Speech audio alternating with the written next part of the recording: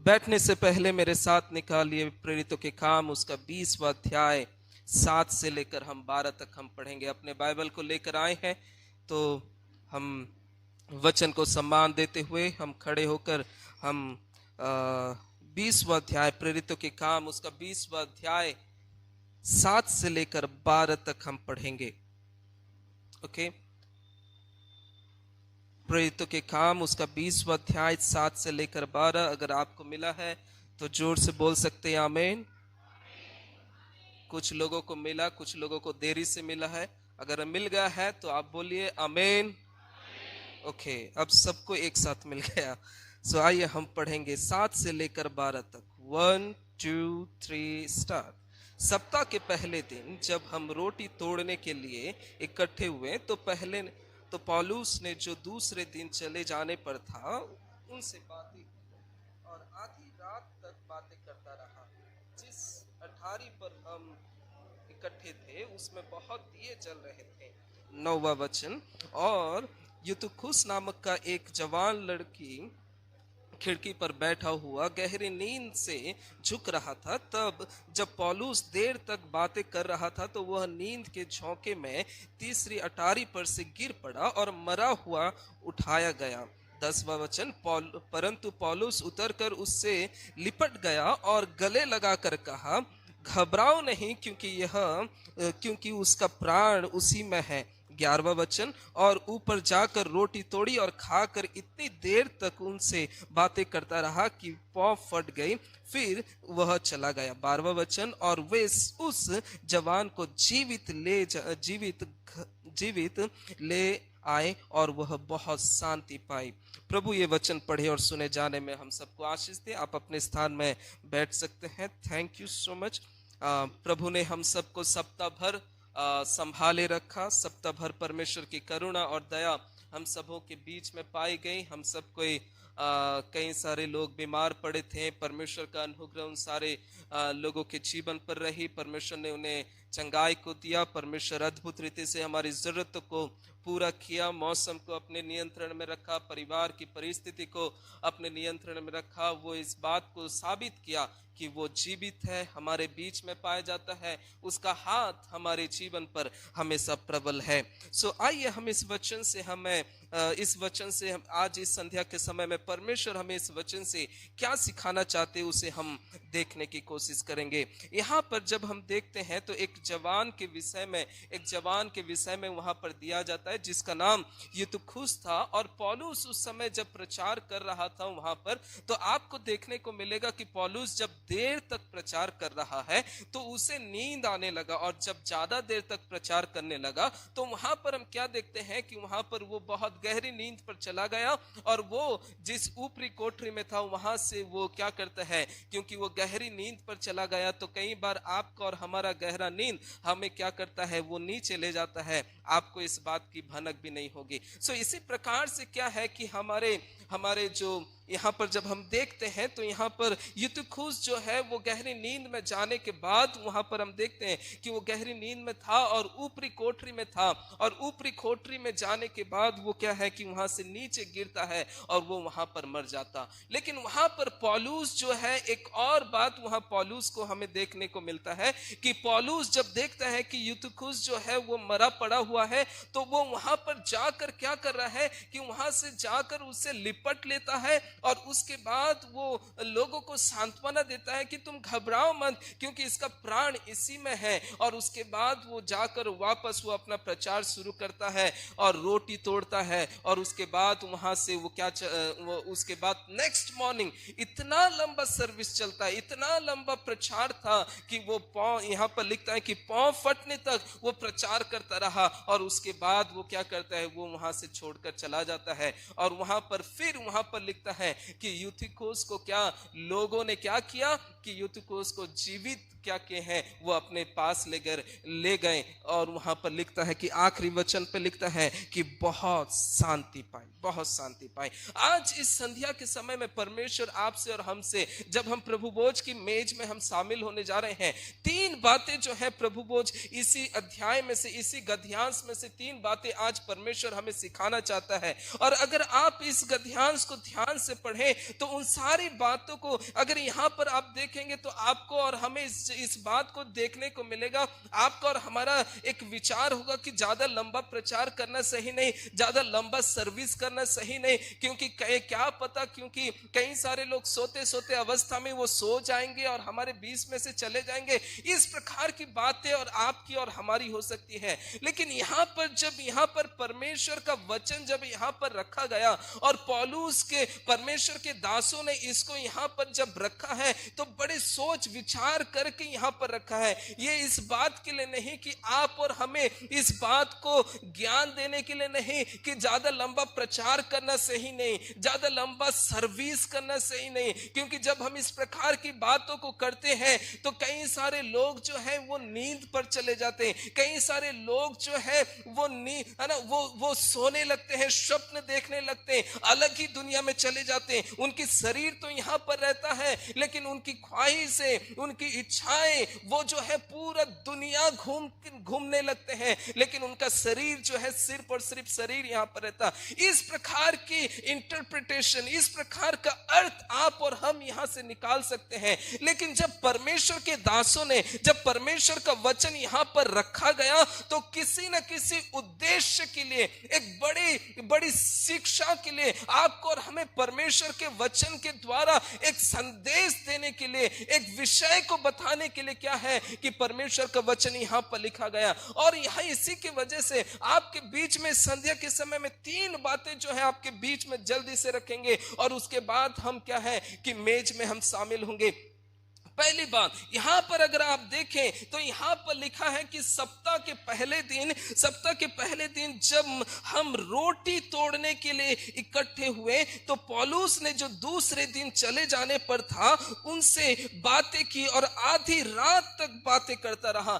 यहां पर अगर आप देखेंगे तो जाहिर सी बात है यहां पर एक सर्विस के विषय में बात कर रहा है। यहां पर पौलुस यहां पर एक सर्विस के विषय में बात कर रहा है। यहां पर एक आराधना, एक उपासना वहां पर हो रही है, वहां पर प्रचार किया जा रहा है, वहां पर आराधना हो रहा है, वहां पर लोग इकट्ठा हुए हैं, वहां पर सबको इकट्ठा हुए हैं कि सबको मिलकर परमेश्वर की आराधना करें, परमेश्वर की उपासना करें, परमेश्वर के चरणों में बैठकर वो लोग परमेश्वर के वचनों से सीखें और तरोताजा होकर जाएं। लेकिन वहां पर उसी सर्विस में एक और बात भी वहां पर ऐड है और वो है कि प्रभु भोज के विषय में वहां पर बात करता है। और इसी के वजह से यहां पर लिखता है कि सप्ताह के पहले दिन जब सबको इकट्ठा हुए रोटी तोड़ने के लिए, यानी कि वहां पर प्रभु भोज के लिए, यानी कि मेज के लिए सबको इकट्ठा हुए हैं कि वो सबको क्या है कि मेज में सहभागिता ले लें। और इसी के वजह से यहां पर जब हम देखते हैं,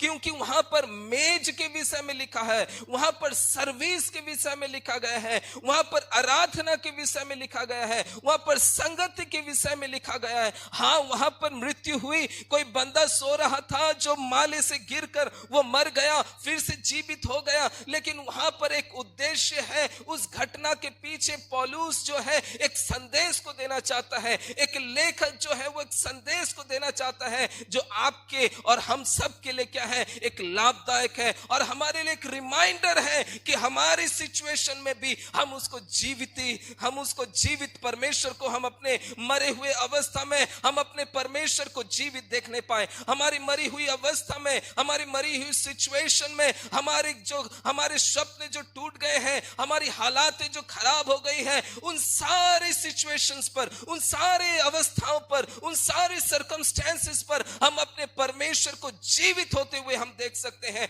हम अपने परमेश्वर को जीवित देख सकते हैं और उन सारे सिचुएशन पर हम प्रोक्लेम कर सकते हैं, डिक्लेयर कर सकते हैं कि ही इज अलाइव, वो जीवित परमेश्वर है और वो जिंदा परमेश्वर है। यहाँ पर पहली बात, क्योंकि यहाँ पर लॉर्ड सपर के विषय में दिया गया है, यहाँ पर प्रभु भोज के विषय में दिया गया है, और यहाँ पर पहली बात है, the Lord supper is a reminder that he is alive. यहाँ का यानी कि इसका मतलब यह है कि जो मेज में आज आप सब कोई शामिल होने जा रहे हैं, ये आपको इस बात का प्रतीक है, इस बात को याद दिलाता है कि हमारा परमेश्वर जो है वो जीविता परमेश्वर है। एक बार बोल सकते हैं कि हमारा परमेश्वर जीविता परमेश्वर है। जोर से बोलिए, हमारा परमेश्वर जीविता परमेश्वर है। जरा सा याद करिए, जब प्रभु यीशु मसीह को क्रूस पर चढ़ाया गया और उसके बाद उसको मारा, उसको कोड़े मारे गए, उसको सब कुछ किया गया, उसे जितना सता सकते थे सब सताया गया, उसके दाढ़ी को नोचा गया, उसके ऊपर कोड़े मारे गए, उसको नाना प्रकार की उसको जो है लज्जा करने लगे, उसके वस्त्र को उसको निवस्त्र कर दिए और उसको क्रूस पर चढ़ा दिया गया, उसको भाले मारे गए और उसके बाद उसको उन्होंने क्या किया, उन्होंने उसको गुफा में डाल दिया, यानी कि कब्र पर डाला। लेकिन वहां पर जब तीसरे दिन जब वो जी उठा, वहां पर हम देखते हैं कि मरियम जाती है और देखती है, उसके पास संदेश आता कि मेरा स्वामी, मेरा यीशु जो है वो जिंदा है। उसके बाद वहां पर हम देखते हैं कि यूहन्ना के पास वो खबर पहुंचता है और वो वहां पर चिल्लाता है कि मेरा यीशु जो है वो जिंदा है। पतरस के पास वो खबर आता है, पतरस भी बड़े एक्साइटमेंट के साथ वो इस बात को चिल्ला रहा है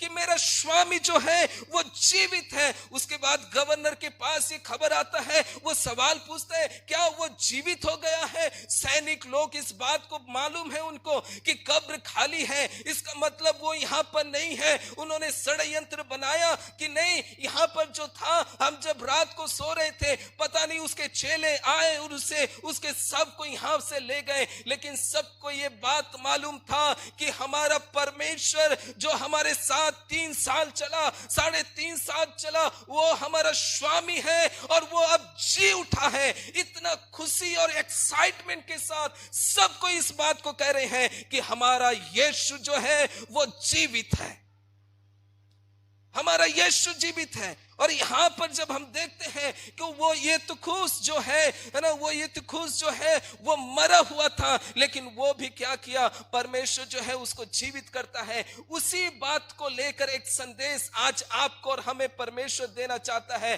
कि हमारा यीशु जो है वो जीवित है, हमारा यीशु जीवित है। मरियम बड़े एक्साइटमेंट के साथ इस बात को सारे डिसाइपल्स को बोल रही है, अरे सुनो, मेरा यीशु जो है वो जीवित है। उन्होंने मार दिया था, उन्होंने क्रूस पर डाल दिया था, उसे उन्होंने गुफा में डाल दिया था, कब्र में डाल दिया था, लेकिन मैं यीशु को देखकर आया और मुझे मालूम है कि वो जीवित है।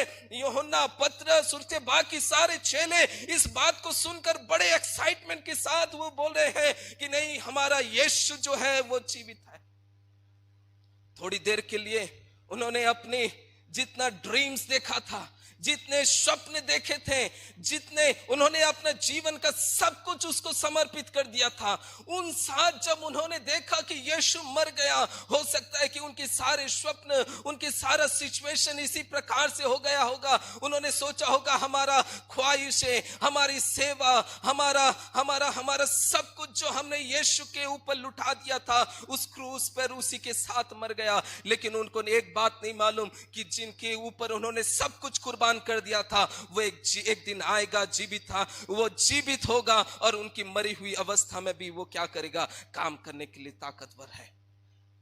आज आपको हम सबको अपनी मरी हुई अवस्था में, हो सकता है कि आपकी पारिवारिक हालतें खराब होगा, हो सकता है कि आपका सिचुएशन, आपका पर्सनल लाइफ खराब होगा, आपकी पर्सनल परिस्थिति बहुत ऐसी अवस्था होगी जहां पर सूखी हड्डियों के समान होगा, जहां पर किसी प्रकार की जान नहीं होगी। इसी प्रकार की अवस्था यानी कि यूथुकुस के समान होगा, लेकिन वहां पर हमारा परमेश्वर जीवित है और वो अद्भुत करने वाला परमेश्वर है। आपको और हमें बड़े विश्वास के साथ हमारी हर एक परिस्थिति के ऊपर इस इस बात को ऐलान करना है, इस बात को जैसे मरियम ने जो रो रही थी, जो बिलक रही थी, लेकिन जब उसे परमेश्वर खुद प्रभु यीशु मसीह प्रकट हुआ और वो कहता है कि तू जीवित जो जीवित हो गए हैं उसे मरे हुए में क्यों ढूंढती है, इस प्रकार का संदेश जब उसे मिलता है, बड़े एक्साइटमेंट के साथ वो दौड़ दौड़ कर जाती है, सारे लोगों को बोलती है, और उसी प्रकार का जोश और आनंद बड़े विश्वास के साथ आज आपको और हमें भी अपनी परिस्थितियों के ऊपर यीशु जो जीवित है उसके नाम से ऐलान करना है कि हाँ, आज मेरी परिस्थिति मरी हुई अवस्था के समान है, लेकिन in the name of Jesus I speak life into my situation. मैं अपने प्रभु यीशु मसीह के नाम से मैं अपनी मरी हुई अवस्था में जीवन को बोलती हूं, मैं अपने परिवार पर मैं जीवन को बोलता हूं, मैं अपनी हालातों पर जीवन को बोलता हूं। यह बड़े ही विश्वास के साथ आज आपको और हमें इस बात को ऐलान करना है कि हाँ, मेरी परिस्थिति आज तो मरा हुआ है, लेकिन उसमें मैं यीशु के नाम से जीवन को बोलता हूं। मेरी परिस्थिति में किसी प्रकार से आशीष नहीं दिख रही, लेकिन उसी में मैं यीशु के सामर्थ्य नाम से जो जीवित है उसके नाम से मैं आशीष को बोलता हूं, जीवित को बोलता हूं। और ये मेज सिर्फ और सिर्फ आपको और हमें उसकी मृत्यु और उसने जो सहा उस बात को याद नहीं दिलाता, लेकिन ये मेज आपको इस बात को याद दिलाता है कि वो जीवित परमेश्वर है। विश्वास के साथ इस बात को रखिए कि हाँ, आज मेरा परिस्थिति बहुत खराब है, मैं किसी को अपने विषय में बता नहीं सकता, मैं अपनी बीमारी के विषय में किसी को बखान नहीं कर सकता, मैं अपनी घर की हालातें किसी को मैं बखान नहीं कर सकता, मेरे साथ जो हो रहा है मैं किसी को बोल भी नहीं सकता, मेरे जीवन पर जो चल रहा है, जो लोग मेरे साथ अन्याय कर रहे हैं, जो मेरे बेटे बेटी के साथ हो रहा है, उन सारी बातों को मैं किसी को बोल नहीं सकता। लेकिन मैं एक बात जानता हूं कि जिस प्रकार से यूतुखुस को मरी हुई अवस्था में भी परमेश्वर ने उसको जान फूंक दिया, उसी प्रकार से मैं बड़े विश्वास के साथ उसी जीवते परमेश्वर के ऊपर विश्वास रखते हुए मेरी सारी मरी हुई अवस्थाओं के ऊपर मैं यीशु के सामर्थ्य नाम से जीवन की घोषणा करता हूं। और ये रिमाइंडर है कि हमारा यीशु वो जीवित है, हमारा यीशु जीवित है। क्या आज आप हाथ उठाकर इस बात को बोल सकते हैं कि मेरा यीशु जीवित है? जोर से बोलिए, मेरा यीशु जीवित है। जोर से बोलिए, मेरा यीशु जीवित है। आपकी मरी हुई अवस्था में यीशु के नाम को बोलिए। आपकी जो आशीष आपने खो दी है, उन सारी बातों के ऊपर आप यीशु के नाम को बोलिए। अपने बच्चों के ऊपर यीशु के नाम को बोलिए, क्योंकि वो जीवित है और वो सामर्थ्य परमेश्वर है कि वो आपके और हमारे जीवन पर बड़े आनंद और शांति को वो दे सके। और दूसरी बात, पहली बात, the Lord supper is a reminder that he is alive. ये मेज आपको और हमें इस बात को याद दिलाता है कि वो जीवित परमेश्वर है। और दूसरी बात, the Lord supper is an opportunity. और ये मेज आपके और हमारे लिए एक सौभाग्य है। और सौभाग्य इसलिए क्योंकि वो हमें कंफर्ट देता है। अगर आप लास्ट लाइन को पढ़ें, वहां पर लिखता है ना, 11वें और 12वें वचन को पढ़ें तो वहां पर देखते हैं कि यूतुखुस जो है वो मर गया था, लेकिन उसके बाद पौलुस जाकर उसको चंगा करता है, जीवित करता है। और उसके बाद चंगा करता, जीवित करता, उसके बाद मीटिंग खत्म होने के बाद 11वें और 12वें वचन में लिखता है कि और ऊपर जाकर रोटी तोड़ी और खाकर इतने देर तक उनसे बातें करता रहा कि पांव फट गई। फिर वह चला गया और वे उस जवान को जीवित ले आए और बहुत शांति पाई। बोलिए, बहुत शांति पाई। अपने बगल वाले को देखकर बोलिए, बहुत शांति पाई। बोलिए, बहुत शांति पाई। आपको मालूम, यशायाह की किताब उसके 46वें अध्याय पर प्रभु यीशु मसीह परमेश्वर जो है वो कंफर्ट के विषय में, शांति के विषय में क्या है कि अपने लोगों के ऊपर बोलते हैं। शांति की बातें, शांति की घोषणा वो अपने लोगों के ऊपर बोलते हैं। इतने साल तक तुम बहुत सहे, इतने साल तक जो है इस्राएली लोग यानी कि परमेश्वर के लोग जो है बहुत दुख और तकलीफों को सहे, लोगों के अधीन पर, राज्य के अधीन पर, नाना लोगों ना बहुत सारे लोगों के अधीन पर वो रहकर वो दुख और तकलीफ को वो भोगते रहे। लेकिन वहां पर अगर आप देखेंगे 40वें अध्याय को पढ़ेंगे तो वहां पर जो है परमेश्वर जो है वो शांति की बातें बोलते हैं, कंफर्ट के विषय में बोलती है ना, कंफर्ट के विषय में बात करता है। यानी कि परमेश्वर आपके दुख और आपकी तकलीफों के ऊपर जो है परमेश्वर उन सारी बातों को हटाकर आपके और हमारे जीवन पर शांति की घोषणा करना चाहते हैं। यहां पर वो लड़का मर गया, नहीं मालूम कि वहां पर कि उसका कौन कौन वहां पर था। हो सकता है कि अगर वो मैरिड था तो उसका पत्नी भी हो सकता है, उनके बच्चे भी हो सकते हैं, आई एम नॉट श्योर, उनका परिवार भी हो सकता है, उनका बाल बच्चे भी हो सकते हैं, उनके माता पिता भी हो सकते हैं। और जब देखे कि नहीं मेरा बेटा, मेरा मेरा मेरा बेटा, मेरा पति, मेरा पिता जो है, मेरा भाई जो है वो चला गया, हमारे बीच में नहीं रहा। और हो सकता है कि वो लोग पौलुस के ऊपर भी इस बात को बोलते होंगे कि तुम्हारे ना, वो लोग मन में सोचते होंगे बोला था मैंने इतना लंबा प्रचार नहीं करने का, बोला था इतना लंबा सर्विस नहीं करने का, देखा ना क्या हुआ, देखा ना सो गया था फिर मर गया। बड़े दुख और तकलीफ के साथ वो लोग अपने जीवन को, उस मूवमेंट को वो लोग क्या कर रहे हैं, वो लोग शायद वो लोग उस समय को गुजार रहे हैं। लेकिन वहां पर देखिए उसी दुख और तकलीफ के समय पर परमेश्वर उनको शांति देता है। उनका इमोशंस जुड़ा हुआ था अपने भाई के साथ, उनका इमोशंस जुड़ा हुआ था अपने दोस्त के साथ, उनका इमोशंस जुड़ा हुआ था उनके उनके उनके परिवार के साथ। उसी समय पर जब दुख और तकलीफ उनके जीवन पर आई तो वहां पर हम देखते हैं कि परमेश्वर उनको कंफर्ट देता है, परमेश्वर उनको कंफर्ट देता है। एक घटना याद दिलाता हूं मैं आपको। जब यीशु और उसके चेले नाव पर जा रहे थे, यीशु जो है वो निचले स्थान पर, नाव के निचले स्तर पर क्या कर रहा था, वो सो रहा था। अचानक से आंधी तूफान आई, है ना, वो लोग सब घबरा गए, सब घबरा गए। सब कोई सोच रहे कि किस प्रकार से हम अपने जान को बचाएं, सब कोई सोच रहे कि किस प्रकार से इस समय को, ये मोमेंट को किसी ना किसी रीति से इस मोमेंट को जो है हम पार कर लें, इस सिचुएशन को हम पार कर लें और हमें अगर हम पार कर जाए तो हमें बहुत शांति मिलेगी। लेकिन सब घबरा रहे थे, हालात को शांत करने की कोशिश कर रहे थे, अपनी जान को बचाने की कोशिश कर रहे थे, लेकिन नहीं मालूम किस प्रकार से करे। सिचुएशन उनके कंट्रोल पर नहीं है, क्योंकि आंधी आ रही है, तूफान आ रही है, लहरें बड़े बड़े उठ रहे हैं, नाव डगमगा रहा है, सब कोई भयभीत है, सबका हृदय, उनका तो जो दिल है, कई सारे अपने लोकल लैंग्वेज में बोला जाए तो जो कलेजा है उनके हाथ पर आ गया। इस प्रकार का सिचुएशन हो गया था।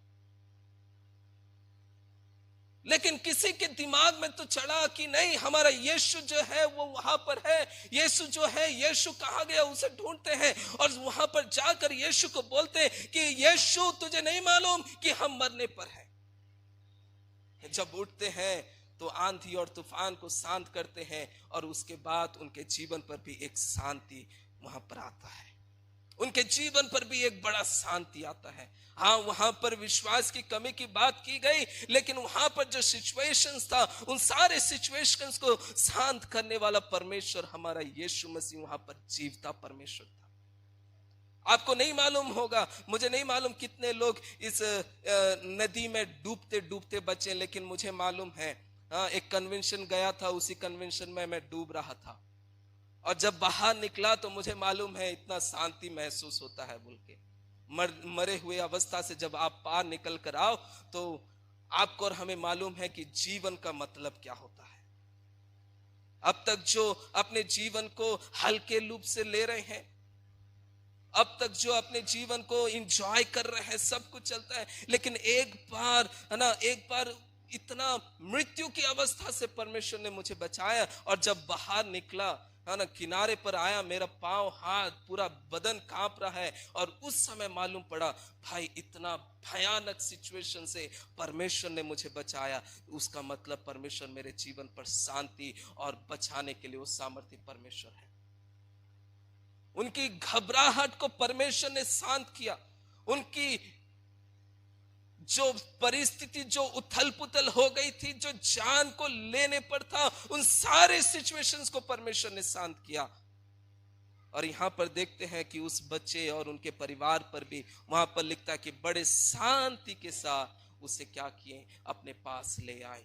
परमेश्वर आपके जीवन पर भी परमेश्वर शांति देना चाहता है। Lord supper is an opportunity, एक सौभाग्य है आपके लिए, एक सौभाग्य है कि परमेश्वर आपके जीवन पर शांति प्रदान करता है। न जाने दुनिया में कितने लोग कहां कहां शांति के लिए वो खोजते हैं, खोजबीन करते हैं। लोग नहीं मालूम कहां पर क्या क्या यात्रा को वो करते हैं, क्या क्या बांधते हैं, क्या क्या वो करते हैं, नहीं मालूम। परमेश्वर किसी प्रकार का यात्रा करने के लिए आपको डिमांड नहीं कर रहा। कुछ बांध लो तो हम शांति को प्राप्त होंगे, तुम्हारा सिचुएशन ठीक हो जाएगा, तुम्हारी हालातें ठीक हो जाएगा, नहीं। परमेश्वर लॉर्ड सपर, ये मेज इस बात को बतलाता है कि आपकी शांति के लिए एक मेमना वध किया गया था और वो हमारा यीशु मसीह है। एक मेमना वध किया गया था, वो हमारा यीशु मसीह है। उसके ऊपर ताड़ ना पड़ी, उसको बहुत मारे गए, बहुत मारा।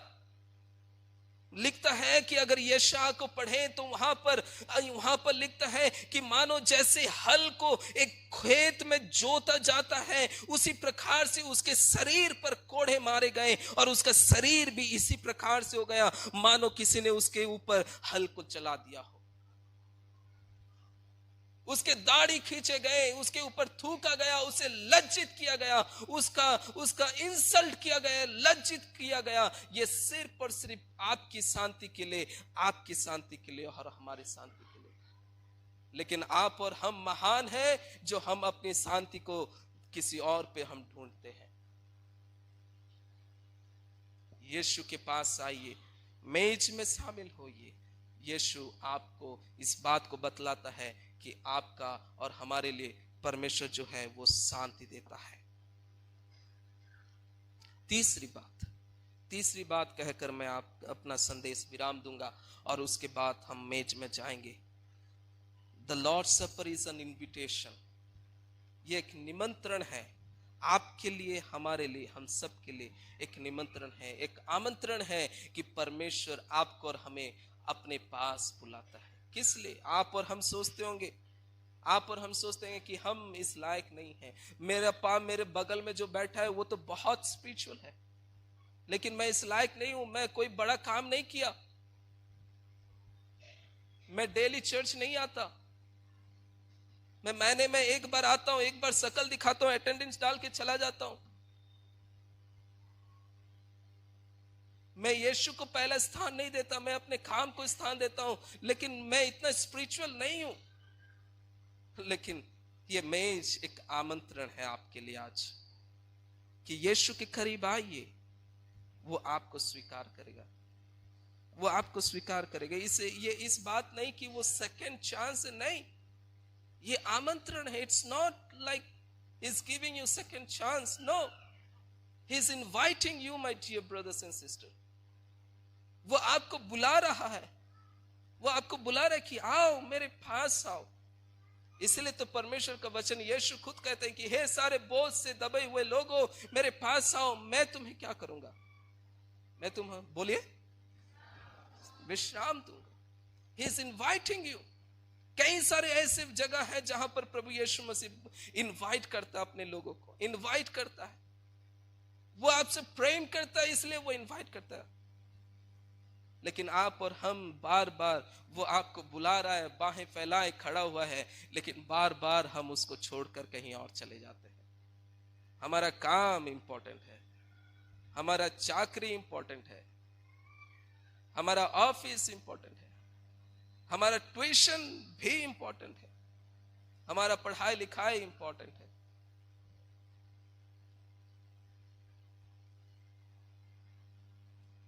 पास्टर बाबू नहीं मालूम, आपको बहुत टेंशन है, नहीं करूंगा ना, नहीं चलेगा।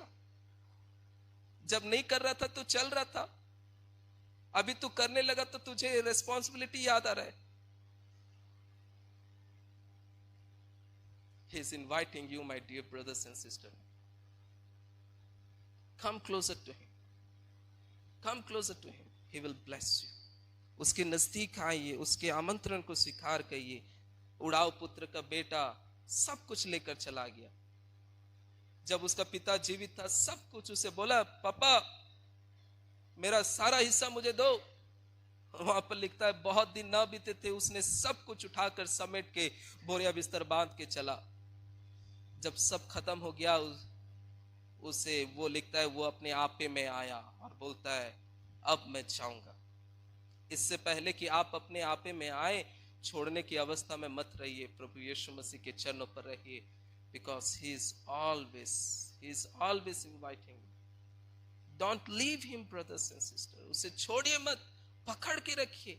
जिस प्रकार से याकूब, जिस प्रकार से जेकब उसके पांव को पकड़ा रहा, उससे मलयूद करता रहा, उसी प्रकार से आप पकड़े रहिए, उसे लिपटे रहिए. आइए हम प्रार्थना करें.